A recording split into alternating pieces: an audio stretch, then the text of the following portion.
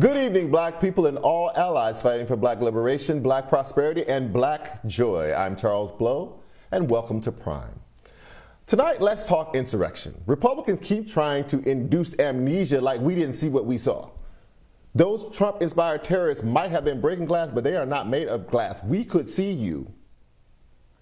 And the irony is that I would be willing to bet that some of these people are the same people that would condemn violence by people protesting the police killings of unarmed black people. When that happened, they are quick to say things about broken homes and unwed mothers and where are the fathers? Well, where was your father? Where was your father when you were busting out those windows? Where was your father when you were beating down those cops? Where was your father when you were tracking feces through the halls of the Capitol? Did you come from a broken home? You know, is your mother unwed? That doesn't matter, right? Also, your behavior doesn't reflect on the whole of the white community, right?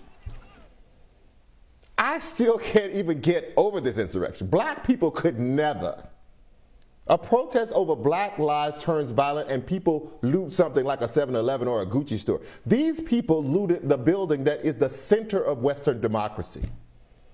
That is why we can't let this go. That is why we can't let what happened there get diluted. So let's just round up what happened on this front just today. First, the House members announced a bipartisan deal to form an independent commission to investigate the attack on the Capitol. Now, it still needs to be voted on and sent to the White House, but we could see some Republicans subpoenaed. Then there's this. Officials estimate that there are nearly 800 people who broke into the Capitol, and about 500 of them have now been charged. But then there's this little curiosity. Two of the men charged, a father and son duo facing multiple federal charges and awaiting trial, have been allowed by the feds to go on a sweet little family vacation. That's the father right there on your screen holding that ginormous Confederate flag inside the Capitol. Now, why would the feds let them go? And this is not the first time that the feds have let somebody go on vacation. Now, are they striking a deal to cooperate? Is this just privilege? We have to keep our eye on cases like this. And on top of that, we now have a since-deleted video showing the Karen of Congress, Marjorie Taylor Greene, roaming the halls of Congress in 2019. This is before she was elected. This is PI, pre-insurrection. This is roaming the Capitol before roaming the Capitol was cool. She's seen taunting Congresswoman Alexandria Ocasio-Cortez in front of her office, and one of the men seen with Greene would later go on to storm the Capitol on January 6th. Joining me now to try to make sense of this is host of Black News Tonight here on BNC, Marc Lamont Hill. Marc, thank you for joining me. My pleasure, man. These people crazy. So why do the Republicans need to make this go away? Why do they need to diminish that their supporters were part of an insurrection? Because they know what they would do if the tables were turned. When Hillary Clinton was running for president in 2016, we couldn't stop hearing the word Benghazi. They took something that was unfortunate, but certainly not her fault, and certainly not what she suggested it was, what they suggested it was, and they made it the world's biggest crisis. They made emails the world's biggest crisis. They take everything from an Obama fist bump to a Michelle Obama comment. They take the smallest thing and turn it into the world's biggest act of treason. And so when you have actual Republicans, actual Trump supporters, actual white American, white nationalist voters staging an insurrection at the Capitol building, they know that that would be red meat for them for decades to come. And so they don't want us to have any parts of that. And by us, I mean anybody who's not crazy and white racist.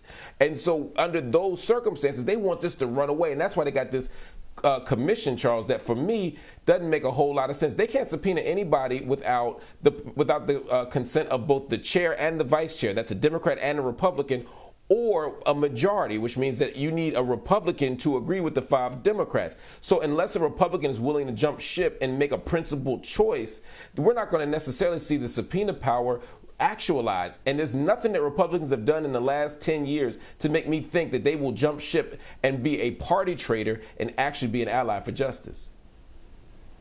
And what do you think would even come out of a commission like this? We've seen what other investigations have produced. They produce a report from the majority, and then they produce a minority report, and basically is presented in media as if these are just two sides of a coin and nothing is basically resolved. That's exactly what you're going to see. I mean, the idea behind this was that it would be more of a 9/11 style commission. But the difference was there was somewhat of a unified voice and a unified sensibility after 9/11 because we were all kind of vulnerable to that. It was less partisan, although obviously the subsequent moves by George W. Bush were partisan. Right. That's exactly right. But in this case, the enemy is half the people who are being represented, or people who are being represented by half the people on the commission. And so you're right. You're going to get a majority report. You're going to have a minority report. You're going to have reports about the reports, and nothing's going to change. But here's the thing, Charles, and you said this brilliantly in your analysis at the top of the show. There's no need. We got eyes. We got TVs. I was sitting on my couch watching these white people climbing the walls, going in people's offices, making it father and son night at the Capitol building with Confederate flags. We don't need a commission to know that this was an insurrection, that this was an act of treason, and that this was clearly a white nationalist response to a lost election, among other things. And so I don't need an investigation to know that. And so unless they're going to tell us who did it and how we're going to stop it again, I don't see the point. Are you encouraged by the fact that of the 800 people or so that are identified as having stormed the building, 500 have been charged with something? That number actually struck me. I didn't know it was the number of charges of people was that high. I am struck by it just like you, but I'm not encouraged by it. I don't know what it means for them to be charged. I don't know what the penalties or consequences are going to be. And most importantly, I don't know if we've done anything to ensure that it won't happen again. There's nothing about the last 4 months that have made me think that we won't see another insurrection if the circumstances shape the way they are. They won't happen right now. But as we move into 2022 and as we move ultimately 2024, if Trump puts his name back on that docket or someone Trump-like emerges, a Trump Jr., a Mike Pence, I'm worried that faction will reemerge and we can see the same thing again. So I'm happy to see some accountability, but I'm not optimistic. Well, I mean, but you don't need an insurrection if the Republicans' plan works out as they are kind of designing it. They're changing the architecture. Like here in Georgia, they have shifted the power to certify the vote from the Secretary of State down to the county boards. The county boards can simply say, we refuse to certify this vote.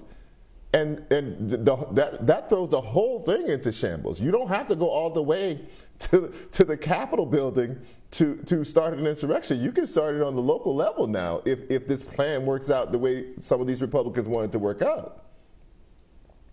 You're absolutely right. And that's the irony of it right there. All these voter ID laws and all this other stuff they say is to prevent elections from being stolen. They don't mind stealing elections. They just want to put the imprimatur of the state behind their stolen elections. They're essentially, like you said, stripping the power from a Secretary of State who in Georgia actually acted in a somewhat principled fashion, and they're going to trickle it down to these local counties where Bubba can make the decision that he's not going to affirm a vote that is clear and obvious in favor of somebody he doesn't like. That's a challenge. That's a problem. And you're right. I mean, it terrifies me. We got a lot of work to do here. And that's also a reminder to all of your viewers, we got to pay attention to these elections because a lot of this stuff happens because when it's not a presidential election, when it's not a Super Bowl year, we're not paying attention to the local elections, the regional elections, the statewide elections, because that's a lot of times where this power gets redistributed. And Republicans have been brilliant at shifting power from the federal to the state level. And so when we start battling over everything from trans bathrooms to where potholes get filled, a lot of the times, or gender neutral bathrooms, excuse me, a lot of times it's because we have yielded so much power at the state level. We got to watch them because that's what they're doing every single day. I hate to even give this woman airtime, but no black woman can get away with what Marjorie Taylor Greene is getting away with, running around the Capitol and chasing people. Like, no, that wouldn't happen, right? But what happens with this? Like, Nancy Pelosi says we have to look at ethics rules, but Congress people have their own set of rules and rights. And it looks like everybody's hands are tied, that she's running around, you know, peering through people's mail slots. This woman, and I'm not a I'm an anthropologist, not a psychologist, but I will say this woman is not well. And that mix of mental, of something being wrong and racism and terrible politics is just a toxic cocktail. You are absolutely right. We see this with everything we talk about. Often go together, though, don't they? They absolutely go together. They feed each other and they reinforce each other, and that's why you're seeing what you're seeing right now. And you're right. No, Maxine Waters still gets stopped by security just walking to her office. This white woman is peering into offices, running up on people like it's a rap concert, like it's a Source Awards in '96. I've never seen anything like this. But at some point, Republicans are going to have to cut bait. But you know what? They won't, because she has a base of people who get energized every time AOC gets accosted, every time Cori Bush gets disrespected, and every time she sends out a racist tweet. And so until we can find a way to primary her or get voters to make a different choice, this white woman ain't going nowhere. Like you said, she's the Karen of Congress, and they are tough to beat. And I will also say this, you know, not everybody's going to run. You're going to run up on the right person who's not going to run away from that, and that's not going to be good for anybody. Yes. Mark, thank you so much for joining me tonight. I really appreciate it.